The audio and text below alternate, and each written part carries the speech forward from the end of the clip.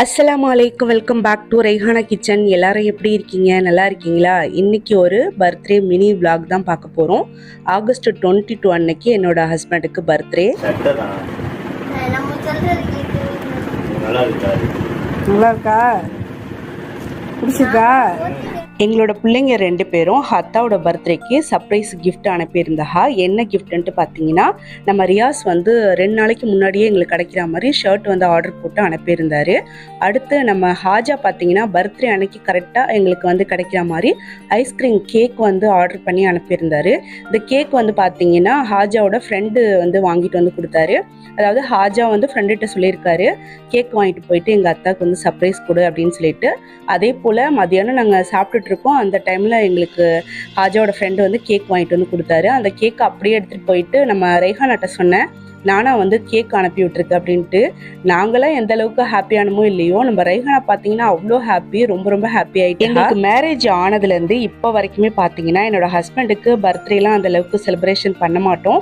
அவளோட பர்த்டே அன்னைக்கு வருஷம் அவளுக்கு என்ன பிடிச்சிருக்கோ அந்த மாதிரி சமைச்சு கொடுப்போம், இல்லைனா வெளியில் போயிட்டு சாப்பிடுவோம், அவ்வளோதான்.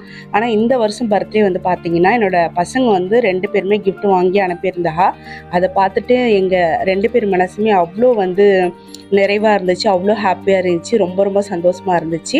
என்னோட ஹஸ்பண்ட் வந்து பார்த்தீங்கன்னா இது வரைக்கும் அவளோட பர்த்டேக்காக கேக் வந்து ஒரு 2 டைம்ஸ் கட் பண்ணியிருக்கிறா.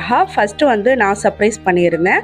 ஒரு டைம் அவளோட பர்த்டேக்கு பார்த்தீங்கன்னா அவளோட ஃப்ரெண்ட்ஸு, அப்புறம் எங்கள் ஃபேமிலி, எங்கள் மாமியார் ஃபேமிலி எல்லாருமே எங்கள் ஹஸ்பண்டுக்கு தெரியாமல் இன்வைட் பண்ணி அவளுக்கு கேக்லாம் ஆர்டர் பண்ணி சர்ப்ரைஸ் பண்ணேன். அதுக்கப்புறமா என்னோட பசங்க 2 பேரும் இந்த வருஷம் வந்து சர்ப்ரைஸ் பண்ணியிருக்கிறா. அன்னைக்குன்னு பார்த்து என்னோட ஹஸ்பண்டுக்கு கொஞ்சம் உடம்பு சரியில்லை, அதனால ரொம்ப டல்லாக இருந்தா. ஈவினிங் கட் பண்ணலான்னு பார்த்தோம் கேக்கு. அவளுக்கு உடம்பு சரியில்லை அப்படிங்கிறதுனால நைட்டு ஒரு 7 மணி 8 மணிக்கிட்ட தான் கேக் வந்து கட் பண்ணோம். நாங்கள் யாரையுமே இன்வைட் பண்ணவும் இல்லை, யாருக்கும் பர்த்டேன்னு தெரியாது. இந்த வீடியோ பார்க்கும்போது தான் எல்லாருக்கும் தெரியும் அப்படின்ட்டு நினைக்கிறேன். நாங்கள் 3 பேர் மட்டும்தான் இந்த பர்த்டே வந்து செலிப்ரேட் பண்ணி கேக்லாம் கட் பண்ணி சாப்பிட்டோம். மீதி கேக்கை வந்து என்னோட ரிலேட்டிவ்லாம் வீட்டுக்கு வரும்போது அவங்களுக்கும் நாங்கள் வந்து கொடுத்தோம். எங்களோட பசங்க என்னோட ஹஸ்பண்டுக்கு இந்த மாதிரி சர்ப்ரைஸ் கிஃப்ட் அனுப்புனதுல என்னோட ஹஸ்பண்ட் பார்த்தீங்கன்னா அவ்வளோ ஹாப்பி, ரொம்ப ரொம்ப ஹாப்பி.